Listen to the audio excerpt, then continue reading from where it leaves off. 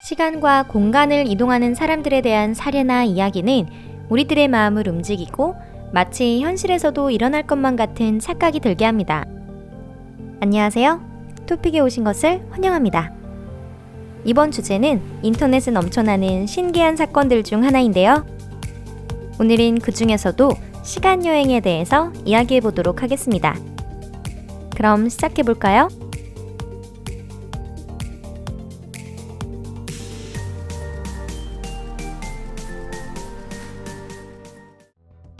미래에서 온 인공물. 노르웨이의 한 지역, 오타는 이 순간을 위해 정확히 100년을 기다렸습니다. 1912년, 당시 시장이었던 요한 니거드는 한 봉투를 2012년에 개봉하라는 지시를 내리며 직접 실링 왁스로 봉인하였습니다. 봉투는 노르웨이의 수도 우체국으로 보내졌고 거기서 거의 80년간 보관되어 있었습니다. 그 후 20년간은 지역의 명물로 구드브란스 달렌 지역의 박물관에 전시되기도 했습니다. 이 봉투에 대한 사람들의 호기심과 두 번의 세계대전에도 불구하고 봉투는 누구의 손에도 닿지 않고 잘 보존되었죠. 봉투가 아주 가볍고 자유롭게 구부릴 수 있다는 점도 한몫을 했습니다. 다시 말해 봉투 안에는 금이나 다이아몬드 같은 고가의 물건은 들어있지 않았다는 것이죠. 봉투는 TV 카메라와 많은 사람들에게 둘러싸여 엄숙한 분위기 속에서 개봉되었는데 이 모습을 지켜보던 사람들과 이벤트 주최자는 봉투 안을 보고 당황했습니다. 안에 들어있던 것은 시의 행정문서로 먼 미래에 배달된 봉투라기보다는 차라리 쓰레기통에 존재하는 것이 더 어울리는 느낌이었죠. 그곳에는 공식 서한, 회계보고, 신문, 그림 몇 장, 이민자 명단, 심지어는 노르웨이 국기까지 들어있었습니다. 사람들을 완전히 실망시킨 것은 1914년에 나온 두 부의 신문이었습니다. 즉, 니거드가 자손들을 바보 취급하기 위해 2년 후 몰래 봉투를 열어 이러한 신문을 거기에 넣었다는 것이 되는데요. 의식은 일찌감치 끝났고 실망한 사람들은 모두 돌아갔어요. 하지만 니거드의 봉투 이야기는 여기서 끝나지 않았습니다. 전문가들이 봉투와 그 안을 감식하기 시작한 것인데요. 먼저 봉투 그 자체와 스티커의 상태를 조사했습니다. 그들은 봉투가 봉인된 후 개봉된 적이 한 번도 없다는 결론을 내렸어요. 실링 왁스도 손상되지 않았습니다. 니거드는 오타의 중앙우체국 보관고에 들어갈 권리가 없었기 때문에 그가 비밀리에 봉투를 꺼내는 것은 애초에 불가능한 것이었죠. 다른 누군가가 봉투를 바꿔치기 했을 가능성도 제외되었습니다. 봉투에 적힌 글자가 시장의 글씨였고 소인의 날짜도 틀림이 없었거든요. 미래로 보낸 니거드의 봉투는 1912년에 노르웨이와 스웨덴의 신문에서 보도되었습니다. 그렇다면 봉투 안에 있던 1914년의 신문은 어디에서 온 것일까요? 봉투 안의 종이는 이 질문에 답을 주지 않았습니다. 조사는 다시 미궁으로 빠졌고 미스테리 애호가들은 시간여행 말고는 설명할 길이 없다고 주장하고 있다고 하네요. 나는 2036년에서 왔습니다. 존 티토의 이름은 2000년 11월 2일 시간여행 애호가와 이론가들이 활동하는 인터넷 게시판인 타임트래블에서 처음으로 등장하며 유명해졌습니다. 그는 타임트래블러 제로라는 닉네임으로 2001년 3월까지 글을 올린 뒤 사라졌죠.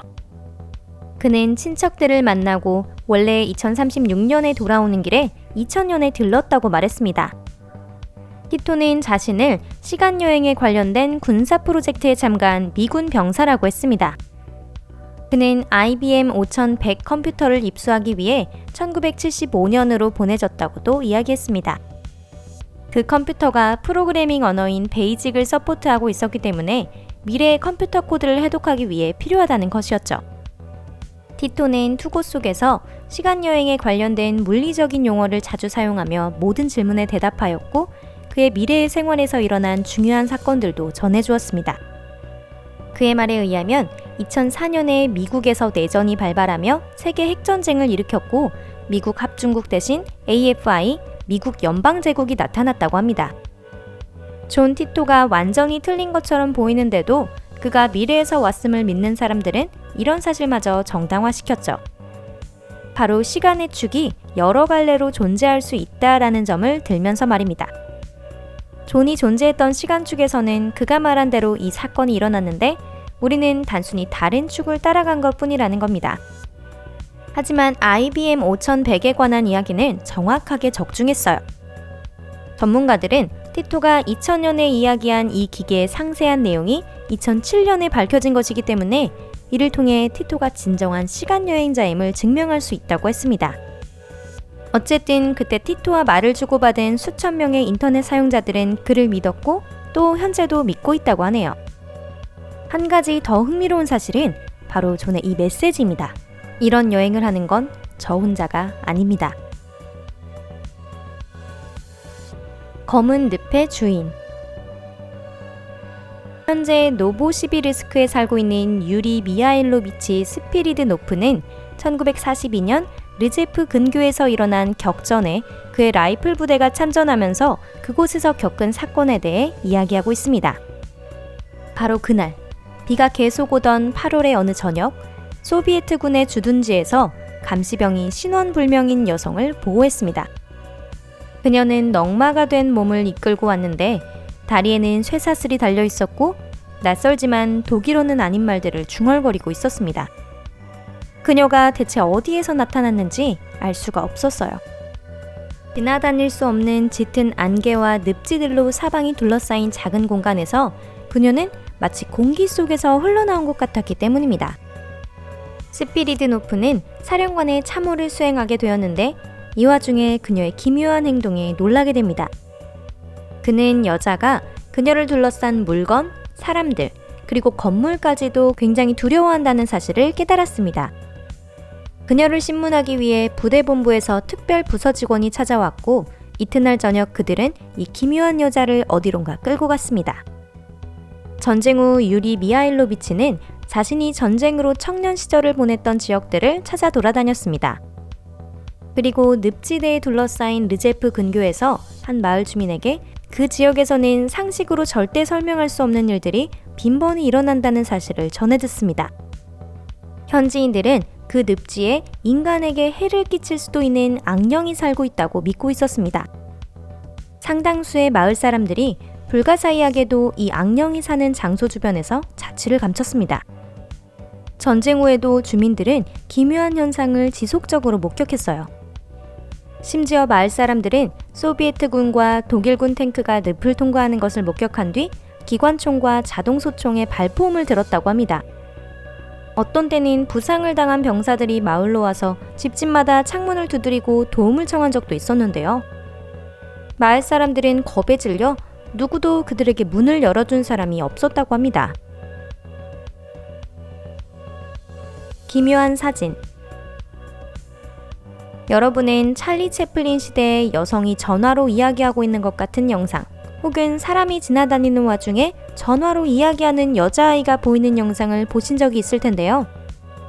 또한 인터넷상에서는 휴대전화에 대한 신빙성을 주장하는 증거들이 차례로 드러나고 있습니다.